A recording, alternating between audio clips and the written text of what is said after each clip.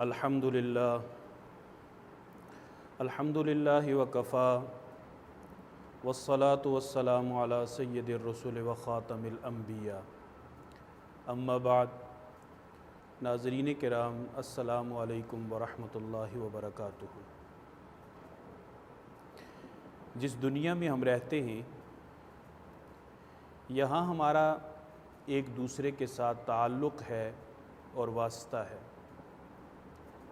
اس تعلق اور اس واسطے کے نبھانے کو حقوق کا نام دیا گیا ہے۔ حقوق کے ضمن میں ہم نے کسی کا کچھ دینا ہوتا ہے اور کسی سے کچھ لینا ہوتا ہے۔ جو ہمارے ذمے لازم ہے اسے فرائض کہا جاتا ہے، اور جو دوسرے کے ذمے ہمارے لیے ضروری ہے اسے حقوق کہا جاتا ہے۔ جیسے اولاد کے ذمے ماں باپ کے حقوق ہیں، اسی طرح ماں باپ کے ذمہ اولاد کے حقوق بھی ہیں۔ میاں بیوی کے ایک دوسرے پہ حقوق و فرائض ہیں۔ پڑوسی، رشتہ دار، دوست احباب کے ایک دوسرے پر حقوق ہوتے ہیں جن کی رعایت کرنا ضروری ہے۔ بندہ ہونے کی حیثیت سے ہمارے اللہ کے بھی ہمارے اوپر کچھ حقوق ہیں، اور ہمارے ذمہ بھی اللہ رب العزت کے کچھ فرائض ہیں جن کا پورا کرنا ضروری ہے۔ اسی طرح اللہ رب العزت نے انسانیت کی رہنمائی اور ہدایت کے لیے ہمیں ایک عظیم الشان کتاب عطا کی ہے۔ اس عظیم الشان کتاب کا نام قرآن مجید فرقان حمید ہے۔ اللہ رب العزت کی اس عظیم الشان کتاب کے بھی ہمارے ذمہ کچھ حقوق ہیں۔ بحیثیت مسلمان قرآن مجید کے یہ حقوق پورے کرنا اور ادا کرنا ہمارے ذمہ لازم اور فرض ہے۔ اگر خدا نخواستہ ہم قرآن مجید کے حقوق سے ناآشنا رہے اور ہم نے قرآن مجید کے حقوق ادا نہ کیے تو قرآن مجید 19ویں سپارے میں اللہ رب العزت کا یہ کلام یوں اس کی تنبیہ اور وعید کرتا ہے: وقال الرسول یا رب ان قوم اتخذوا هذا القرآن مہجورا۔ قرآن مجید کی طرف سے وہ شخصیت اور وہ ذات جنہیں جناب محمد الرسول اللہ صلی اللہ علیہ وسلم کہا جاتا ہے، جو ہمارے پیارے آقا اور ہمارے نبی ہیں، وہ قرآن کے وکیل بن کے اللہ کے سامنے کھڑے ہوں گے اور اللہ کے سامنے اپنی امت کی شکایت کریں گے کہ اللہ، آپ کی اس مخلوق میری امت نے آپ کی اس کتاب قرآن مجید کا حق ادا نہیں کیا۔ لہٰذا میرے بھائیوں اور عزیزوں، بحیثیت مسلمان ہمارے لیے ضروری ہے کہ ہم قرآن مجید کے حقوق سے آگاہ بھی ہوں، آشنا بھی ہوں اور انہیں ادا بھی کریں۔ آج سے انشاءاللہ العزیز ہم سلسلہ وار درس قرآن مجید شروع کر رہے ہیں۔ اللہ رب العزت نے چاہا تو سورہ فاتحہ سے لے کے والناس تک زندگی رہی تو ترتیب وار انشاءاللہ العزیز یہ سلسلہ جاری رہے گا، اور انشاءاللہ ہم اللہ کے قرآن کا ترجمہ، اس کی تلاوت اور تشریح مختصر انداز میں اس سلسلے کے اندر میں آپ کے سامنے بیان کروں گا۔ قرآن مجید کے ہمارے ذمہ بہت سارے حقوق ہیں۔ علماء کرام نے، مفسرین نے ان حقوق کو اختصار کے ساتھ 5 تک حقوق بیان کیے ہیں، اور 5 حقوق کے اندر انہیں بند کیا ہے، اور اگر انہیں مزید کھولا جائے تو بہت سارے حقوق ہیں۔ لیکن ہمارے سمجھنے کے لیے، ہماری آسانی کے لیے علماء کرام نے اور مفسرین کرام نے قرآن مجید کے 5 حقوق بیان کیے ہیں، جو میں آپ کے سامنے بیان کروں گا۔ اللہ رب العزت ہمیں ان حقوق کو سمجھنے اور ان پر عمل کرنے کی اور انہیں ادا کرنے کی توفیق عطا فرمائے۔ میرے محترم بھائیوں اور عزیزوں، قرآن مجید کا سب سے پہلا حق ہمارے اوپر ہے ایمان اور تعظیم، یعنی قرآن مجید کو ماننا۔ قرآن مجید کو کیا ماننا ہے؟ جب ہم قرآن مجید کی دوسری سورہ مبارکہ سورۃ البقرہ پڑھتے ہیں تو ہم اس چیز کا اعتراف کرتے ہیں: الف لام میم ذالک الکتاب لا ریب فیہ، کہ یہ قرآن مجید اللہ رب العزت کی ایسی کتاب ہے جس میں کسی بھی قسم کا کوئی شک و شبہ نہیں ہے۔ ایمان مفصل کے اندر ہم اس بات کا عہد کرتے ہیں کہ اللہ، ہم آپ کی ذات پر ایمان رکھتے ہیں، آپ کے سارے نبیوں کو نبی برحق سمجھتے ہیں، آپ کی ساری کتابوں کو سچی کتابیں اور منزل من اللہ سمجھتے ہیں۔ آپ کے فرشتوں کے بارے میں ہمارا نظریہ یہ ہے کہ یہ آپ کی پاک اور مقرب مخلوق ہے۔ اسی طرح ہم قیامت کے اوپر یقین رکھتے ہیں، جزا اور سزا، یہ ہمارا ایمان ہے۔ تو اسے ایمان مفصل کہا جاتا ہے کہ تفصیل کے ساتھ جو ایمان ہے اس میں اس بات کا اعتراف موجود ہے کہ ہم قرآن مجید کو بھی اللہ کی کتاب سمجھتے ہیں، اسے حق مانتے ہیں، اور اس سے پہلے کی ساری کتابوں کو بھی اللہ رب العزت کی سچی اور حق کتاب مانتے اور جانتے ہیں۔ اور اسی چیز کی ہم اعتراف کرتے ہیں قرآن مجید کی ابتدا میں ہی، الف لام میم ذالک الکتاب لا ریب فیہ، کہ اس قرآن کا منزل من اللہ ہونے میں ہمیں کسی قسم کا کوئی تردد نہیں ہے، کسی قسم کا کوئی شبہ نہیں ہے، کسی قسم کا کوئی شک نہیں ہے۔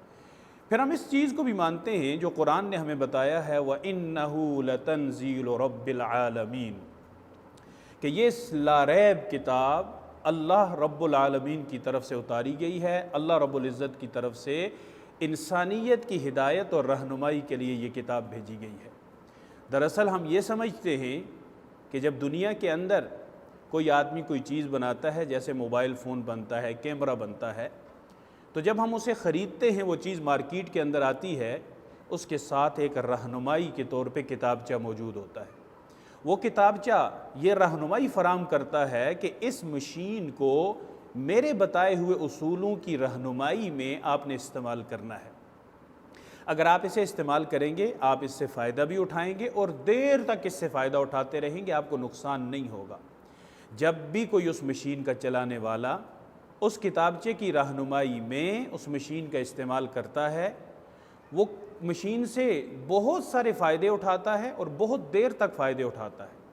اگر خدا نہ خواستہ وہ اس کتابچے کو نظر انداز کر دے اور یہ سمجھے کہ اس بھیجنے والے نے شاید یہ ویسے ہی یہ کتابچہ بھیجا ہے کہ اسے کہیں ہم نے رکھ دینا ہے، محفوظ کر لینا ہے، بس وہ محفوظ کر لینا ہی، عزت اور ادب کے ساتھ اونچی جگہ پہ رکھ لینا ہی کافی ہے، تو یقیناً وہ آدمی غلط سمجھ رہا ہے، وہ اس کتاب سے، اس کتابچے سے، اس مشین سے فائدہ نہیں اٹھا سکتا۔ میں اور آپ جو اس دنیا کے اندر ہیں، ہم بھی ایک مشین کی صورت میں ہیں۔ ہم اس دنیا کے اندر عارضی طور پہ آئے ہیں اور دائمی طور پہ ہم نے اللہ کے ہاں آخرت میں اپنی ساری زندگی نہ ختم ہونے والی گزارنی ہے۔ اللہ نے دنیا اور آخرت کی رہنمائی کے لیے قرآن مجید ہمیں عطا کیا ہے۔ یہ ایک کتاب ہے اللہ کی طرف سے، ایک خط ہے، ایک رہنمائی کا کتابچہ ہے۔ جو اس رہنمائی کے کتابچے سے رہنمائی حاصل کر کے اپنی زندگی کو گزارے گا تو اسے اس سے فائدہ ہوگا۔ وَإِنَّهُ لَتَنزِيلُ رَبِّ الْعَالَمِينَ، اور لانے والی بھی کوئی معمولی شخصیت نہیں ہے، نزل بہ الروح الامین علی قلبک لتکون من المنذرین۔ تو قرآن مجید کے اوپر یہ ایمان لانا کہ یہ اللہ رب العزت کی کتاب ہے، لا ریب کتاب ہے، بے عیب کتاب ہے، محفوظ کتاب ہے، مستحکم کتاب ہے، ایسی کتاب ہے کہ جس کے اندر کسی بھی جگہ کسی بھی قسم کا کوئی تعارض نہیں ہے، کوئی تقابل آپس میں دو آیتوں میں نہیں ہے، اور ایسی معجز کتاب ہے کہ جس نے اترنے کے بعد پوری دنیا کے اندر ایک غلغلہ جس کا طاری ہو گیا، اتر کر ہرا سے سوئے قوم آیا اور ایک نسخہ کیمیا ساتھ لایا، وہ بجلی کا کڑکا تھا یا صوت ہادی، عرب کی زمین جس نے ساری ہلا دی۔ تو قرآن مجید کو ماننا کہ اللہ رب العزت کی سچی کتاب ہے، یہ قرآن مجید کا سب سے پہلا حق ہے جسے ہمیں سمجھنا چاہیے اور ہمیں اس پر عمل کرنا چاہیے۔ کہتے ہیں کہ کسی علاقے کے اندر ایک غریب آدمی تھا، دن بھر محنت مزدوری کرتا، صبح نماز پڑھ کے گھر سے نکلتا اور پورا دن کام کاج کر کے اپنی معمولی سی عبادت کر کے رات کو گھر واپس لوٹ آتا۔ اللہ کی شان اس کی زندگی کا اختتام ہوا اور وہ اس دنیا سے چلا گیا۔ جب اہل علاقہ اس کے ساتھ گئے، اس کی تجہیز و تکفین ہوئی اور اس کی تدفین کر دی گئی، تو کہتے ہیں کہ دفن کرنے والوں میں سے کسی کی کوئی قیمتی چیز، کوئی پیسے یا کوئی کاغذات وغیرہ، وہ اس کی قبر کے اندر گر گئے۔ جب اس کی قبر کے اندر گرے، قبر بند ہو گئی، لوگ گھروں کو واپس آ گئے، تو ان میں سے ایک آدمی نے اپنی کوئی قیمتی متاع وہ مفقود پائی، اس کے پاس موجود نہیں تھی۔ اس نے یاد کرنے کی کوشش کی کہ بھلا میری یہ چیز کہاں گئی ہوگی، تو اسے یاد آیا کہ وہ تو قبر میں گر گئی تھی اور قبر تو بند ہو گئی ہے۔ وہ علاقے کے معززین اور بڑے لوگوں کے پاس گیا، تدفین کرنے والوں کے پاس گیا ان سب نے اسے مشورہ دیا کہ یار جاؤ علماء کرام سے مسئلہ اور فتویٰ پوچھ لو، جیسے وہ تمہیں کہیں اس پر عمل کرو۔ جب وہ علماء کرام کے پاس گیا تو چیز اتنی قیمتی تھی کہ علماء کرام نے اسے کہہ دیا کہ آپ قبر کو عزت اور احترام کے ساتھ اتنی مقدار میں کھول سکتے ہیں جہاں سے اندر آپ ہاتھ ڈال کر یا اتر کر اپنی مطلوبہ چیز وہاں سے اٹھا لیں۔ یہ آدمی چند لوگوں کو لے کے گیا، قبر کشائی ہوئی، جب قبر کی ایک سل ہٹائی گئی تو اندر سب کے لیے منظر حیران کن تھا۔ وہ منظر کیا تھا کہ وہ قبر نہیں تھی بلکہ جنت کا باغ تھی، پھولوں سے بھری ہوئی تھی، خوشبوؤں سے معطر تھی۔ سب لوگوں نے جب یہ منظر دیکھا تو وہ ششدر اور حیران رہ گئے، اور اس آدمی کو وہ جو چیز تھی اپنی وہ بھی بھول گئی۔ جلدی سے قبر کو بند کیا، ہانپتے کانپتے سیدھے علماء کرام کے پاس آ گئے۔ جب علماء کرام کے پاس آئے تو کہا حضرات ہم نے تو یہ منظر دیکھا ہے۔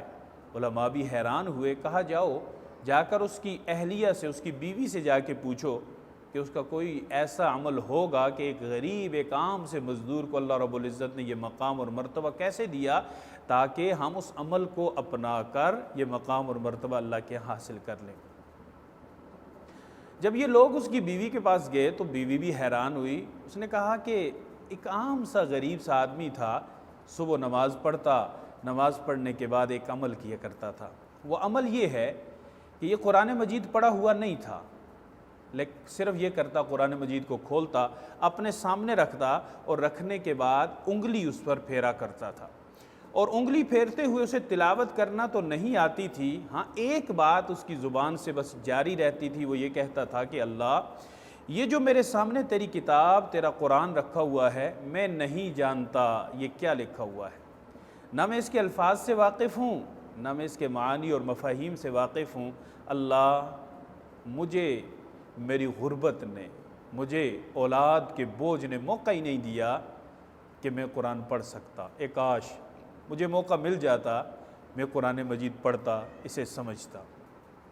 لیکن اللہ ایک بات میں جانتا ہوں کہ یہ جو میری انگلی جہاں جہاں گھوم رہی ہے اس کے اندر جو آپ نے فرمایا ہے مجھے نہیں پتا کہ کیا فرمایا ہے، ہاں اتنا پتہ ہے کہ اتنا میرا ایمان ہے جو آپ نے اس میں فرمایا ہے وہ حق فرمایا ہے، وہ سچ فرمایا ہے۔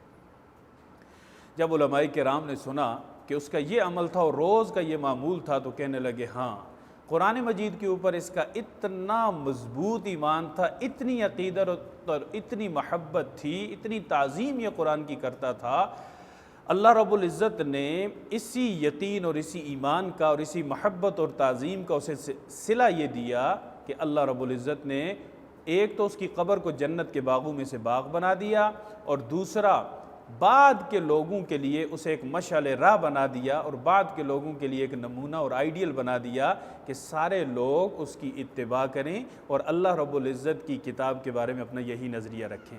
تو قرآن مجید کا سب سے پہلا حق یہ ہے کہ ہم قرآن مجید کو اللہ رب العزت کی کتاب مانیں، اور اس پر یہ ہمارا یہ ایمان ہو کہ یہ اللہ رب العزت کی آخری کتاب ہے۔ آخری کتاب اللہ نے اپنے آخری نبی کے ذریعے سے اپنے آخری نبی کی آخری امت کو یہ کتاب عطا فرمائی ہے۔ گویا کہ قرآن مجید پر ایمان لانے کے اندر جناب رسول اللہ صلی اللہ علیہ وسلم کی ختم نبوت پہ ایمان لانا بھی ضروری ہے۔ یہی قرآن پہ ایمان ہے کہ اللہ کی کتاب، اللہ کی آخری کتاب اور اللہ کی سچی کتاب ہے، اور اس کتاب کے اندر کسی قسم کی کوئی کمی بیشی نہیں ہے، نہ تھی نہ ہے، اور نہ ہی اس کے اندر کوئی کمی بیشی ہو سکتی ہے۔ تو قرآن مجید کے جو 5 حقوق علماء کرام نے بیان کیے ہیں، مفسرین نے لکھے ہیں، قرآن و سنت کے حوالے سے لکھے ہیں، ان میں سب سے پہلا حق ہے ایمان و تعظیم، یعنی قرآن مجید کو ماننا۔ وَإِنَّهُ لَتَنزِيلُ رَبِّ الْعَالَمِينَ ذَلِكَ الْكِتَابُ لَا رَيْبَ فِيهِ هُدًى لِّلْمُتَّقِينَ۔ قرآن مجید کا دوسرا حق جو ہمارے ذمہ ضروری ہے، جس کا ماننا اور اس کا ادا کرنا ہر مسلمان کے لیے ضروری ہے، وہ ہے قرآن مجید کی تلاوت و ترتیل، یعنی قرآن مجید کو پڑھنا۔ قرآن مجید کا پڑھنا، قرآن مجید کی تلاوت کرنا، اللہ رب العزت نے قرآن مجید کے اندر خود فرمایا اُتْلُ مَا أُوحِيَ إِلَيْكَ مِنَ الْكِتَابِ وَأَقِمِ الصَّلَاةَ، جو آپ کی طرف وحی کی گئی ہے اس کی تلاوت کیجئے، اسے پڑھیے۔ تو جناب رسول اللہ صلی اللہ علیہ وسلم کا محبوب عمل قرآن مجید کی تلاوت۔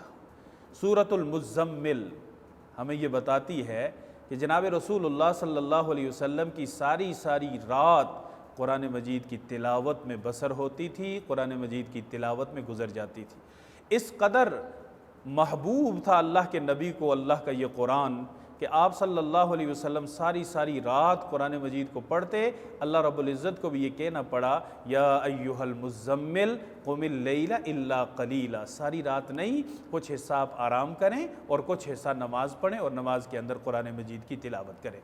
صحابہ کرام رضوان اللہ علیہ مجمعین کی تلاوت کے والے اعمال اور تلاوت والے واقعات کو اگر دیکھا جائے، سیدنا صدیق اکبر رضی اللہ تعالیٰ عنہ جو خلیفۃ المسلمین امیر المومنین جناب رسول اللہ صلی اللہ علیہ وسلم کے سب سے پہلے جانشین، آپ کی تلاوت کا عالم یہ تھا کہ جب آپ قرآن مجید کی تلاوت کرتے تو مشرکین کے مرد عورتیں ایک جم گٹھا بناتے اور سیدنا صدیق اکبر رضی اللہ تعالیٰ عنہ کی اس دل سوز تلاوت کو سنا کرتے تھے۔ اپنا انداز ہے۔ سیدنا صدیق اکبر رضی اللہ تعالیٰ عنہ کو مشرکین نے نکال دیا مکہ سے، اور جرم یہ تھا کہ یہ جب تلاوت کرتا ہے ہم بے خود ہو جاتے ہیں، اور اس بے خودی کے عالم میں ہماری عورتیں، ہمارے بچے قرآن مجید کی تلاوت سنتے ہیں، اور اس کتاب کو جسے ہم مانتے نہیں ہیں، ہمارے گھروں میں اس کتاب کا تذکرہ چل رہا ہے، اور اس تذکرے کے پیچھے سیدنا صدیق اکبر رضی اللہ تعالیٰ عنہ کی تلاوت ہے، آپ کی دلسوز آواز ہے، اور قرآن مجید سے آپ کی عقیدت اور آپ کی محبت ہے۔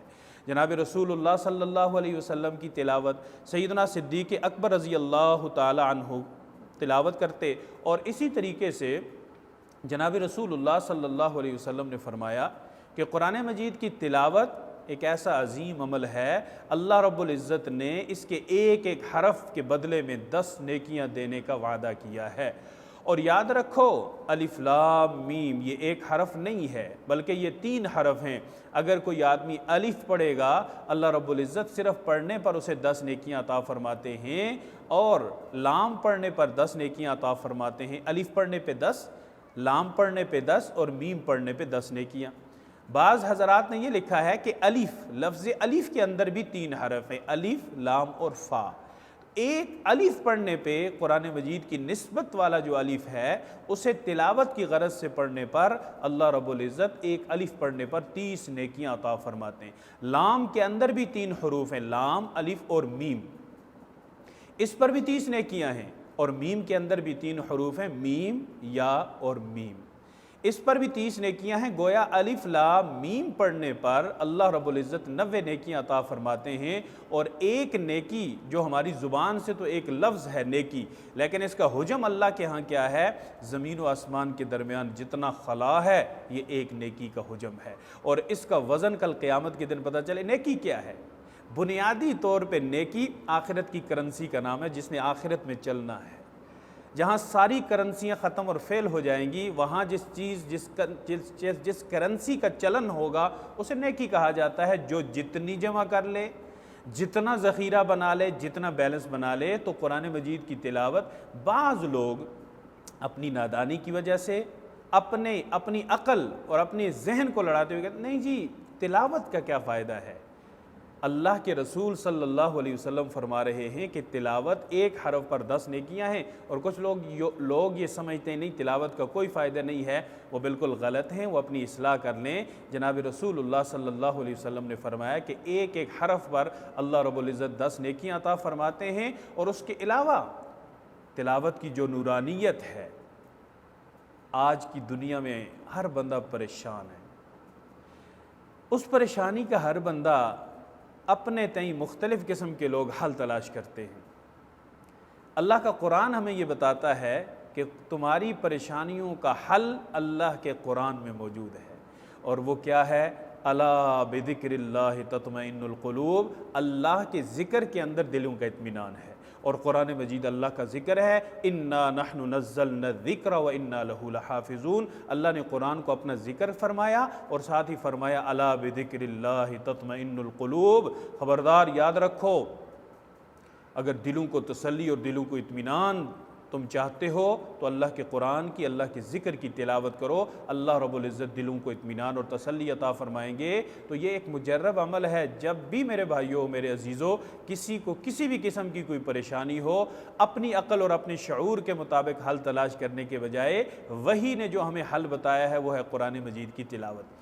جناب رسول اللہ صلی اللہ علیہ وسلم کو قرآن مجید کی تلاوت کا اس قدر شوق تھا، اس قدر غلبہ حال تھا کہ جب جبریل علیہ السلام قرآن لے کے آتے، وحی لے کے آتے، تو جناب جبریل پڑھ کے سناتے، اللہ کے رسول صلی اللہ علیہ وسلم پڑھ کے سنتے اور یاد کر لیتے۔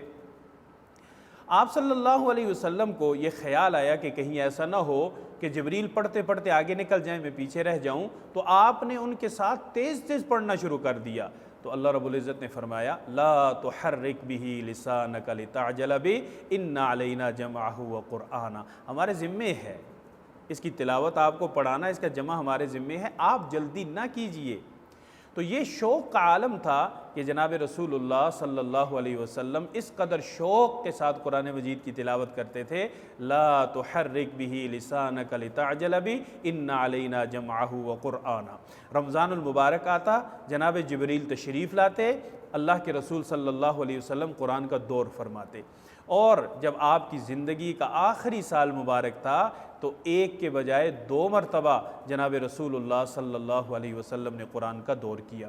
اور صحابہ کرام کو قرآن کی تلاوت کا اس قدر شوق تھا، حضرت عثمان غنی رضی اللہ تعالیٰ عنہ 40 دن کے محاصرے میں جب پانی اور کھانا بھی بند کر دیا گیا تو ایک ہی عمل تھا، وہ عمل تھا اللہ کے قرآن کی تلاوت۔ اور قرآن مجید نے بھی اس تلاوت اور اس دوستی کا حق یوں ادا کیا، ساتھ یوں نبھایا کہ جب جناب عثمان غنی رضی اللہ تعالیٰ عنہ شہید ہو کے گرے، آپ کے بدن مبارک سے جو زخم سے خون نکلا اس کا فوارہ جاری ہوا، تو وہ فوارہ قرآن مجید نے اپنے اوراق کے اندر محفوظ کر لیا۔ کہتے ہیں کہ فَسَيَكْفِيكَهُمُ اللَّهُ، جو پہلے سپارے کا آخری صفحہ تھا، وہاں پہ حضرت عثمان غنی رضی اللہ تعالیٰ عنہ کا خون گرا اور قرآن کے اوراق سرخ ہو گئے۔ گویا کہ قرآن نے حضرت عثمان کے خون کو محفوظ کر کے یہ کہا کہ آپ پریشان نہ ہوں، ان ظالموں اور ان بدبختوں کے خلاف کل قیامت کے دن میں آپ کا خون لے کے آؤں گا، آپ کے حق میں اور ان کے خلاف گواہی دوں گا۔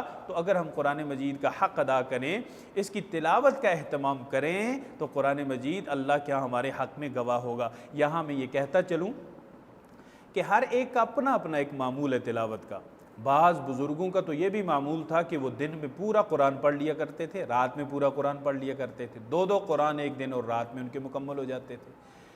کئی لوگ ایک دن اور ایک رات میں ایک قرآن پڑھتے ہیں، 3 دن میں پڑھتے ہیں، 7 دن میں پڑھتے ہیں، 10 دن میں پڑھتے ہیں۔ ہمارا جس طرح کی ہماری مصروفیات ہیں تو کم سے کم درجہ یہ ہے کہ ہم روز کا 1 سپارہ پڑھ کے سال کے 12 قرآن مجید مکمل کریں۔ اگر ایسا نہ ہو سکے تو جتنی اپنی حیثیت ہے اس کے مطابق پڑھیں، لیکن سال میں 2 مرتبہ قرآن مجید کو مکمل کرنا یہ قرآن مجید کی تلاوت کا حق ہے، جو آج ہم میں سے بہت ساروں کو پتہ نہیں ہے، اور بہت سارے پتہ ہونے کے باوجود تلاوت سے بہت دور ہیں۔ وہ صبح جس کی ابتدا نماز سے ہو اور وہ نماز جس کے بعد قرآن مجید کی تلاوت ہو، اس دن کی نورانیت کا کیا کہنا، وہ دن کتنا شاندار ہوتا ہے۔ میں آپ حضرات سے یہ گزارش کروں گا کہ آپ اسے آزما کے دیکھیں کہ فجر کی نماز کے بعد سورہ یاسین کی تلاوت اور سورہ یاسین کے بعد معمول کے مطابق ترتیب سے قرآن مجید کی تکمیل کے لیے تلاوت کرنا، پورا دن اللہ رب العزت اس قدر کامیابیاں، مسرتیں اور خوشیاں عطا فرماتے ہیں، پریشانیاں دور فرماتے ہیں کہ انسان تصور بھی نہیں کر سکتا۔ تو قرآن مجید کا دوسرا حق میں نے آپ کے سامنے بیان کیا، تلاوت و ترتیل، یعنی قرآن مجید کو پڑھنا۔ اسی ضمن میں مجھے ایک واقعہ یاد آیا، امیر شریعت سید عطا اللہ شاہ بخاری رحمہ اللہ، جنہوں نے انگریز کے خلاف ایک بہت بڑی تحریک ہندوستان کے اندر چلائی، اور اسی کے ساتھ ساتھ ختم نبوت کے لیے حضرت امیر شریعت عطا اللہ شاہ بخاری رحمہ اللہ نے مدتیں جیلوں کے اندر گزاری۔ انگریز کے خلاف تحریک کی پاداش میں آپ کو جیل جانا پڑا۔ خود فرماتے ہیں کہ ایک دفعہ سرد رات تھی، میں شدید سردی میں ٹھٹھر رہا تھا، بارش برس رہی تھی، بجلی چمک رہی تھی، اور اس کے ساتھ ساتھ یالہ باری ہو رہی تھی، اولے بھی برس رہے تھے۔ اس شدید ٹھنڈ کے اندر میں نے اچانک میرے ذہن میں بات آئی کہ میں ذرا قرآن کی بلند آواز سے تلاوت کر کے اپنے دل کو سکون پہنچاتا ہوں۔ تو اللہ رب العزت نے میری زبان پہ سورہ یوسف جاری فرما دی۔ میں سورہ یوسف بلند آواز سے پڑھنے لگا، مجھے معلوم نہیں ہے کہ کون سن رہا ہے یا کون نہیں سن رہا۔ تو میں سورہ یوسف پڑھتے پڑھتے جب اس آیت پہ پہنچا، قال رب السجن احب الی مما یدعوننی الیہ، اے میرے اللہ، جس طرف یہ عورتیں مجھے بلا رہی ہیں اس سے تو مجھے جیل زیادہ پسند ہے۔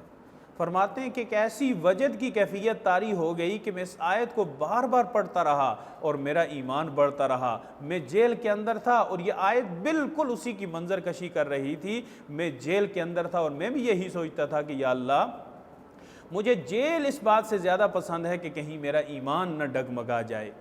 جس نظریے اور جس تحریک کی میں نے بنیاد رکھی ہے، جس نظریے اور جس تحریک پہ میں چل رہا ہوں، کہیں ایسا نہ ہو کہ میں اس سے پیچھے ہٹ جاؤں، اس سے بہتر ہے کہ میں جیل کے اندر ہوں۔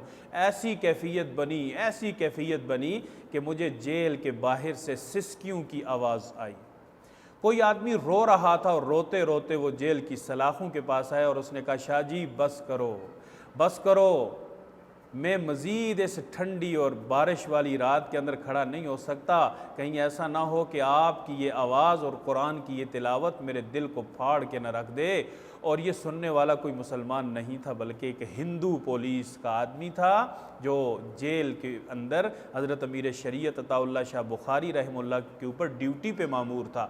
کوئی مسلمان ہو یا کافر ہو، انسان ہو یا حیوان ہو، جب قرآن مجید کی تلاوت کرنے والا دل سے تلاوت کر رہا ہو، کیفیت سے تلاوت کر رہا ہو، دل سوز آواز میں ترتیل کے ساتھ اسے پڑھ رہا ہو، اپنی محبت کا اظہار کر رہا ہو، اللہ کا قرآن اور رب کا کلام سمجھ کے پڑھ رہا ہو، پھر کیفیت وہی ہوتی ہے جو حضرت شاہ جی پہ طاری ہوئی اور تاثیر وہی ہوتی ہے جو ایک ہندو سننے والے پہ طاری ہوئی۔ تو ضروری ہمارے لیے یہ ہے کہ ہم اس انداز سے قرآن مجید کی تلاوت کریں اور اسی انداز سے قرآن مجید کو سن کر اس کا اثر قبول کریں، اس سے ہمارے ایمان کی کیفیت بلند ہوگی۔ اللہ رب العزت ہمیں قرآن مجید کے حقوق کو پہچاننے، سمجھنے اور ان پر عمل کرنے کی توفیق عطا فرمائے۔ وآخر دعوانا ان الحمد للہ رب العالمین۔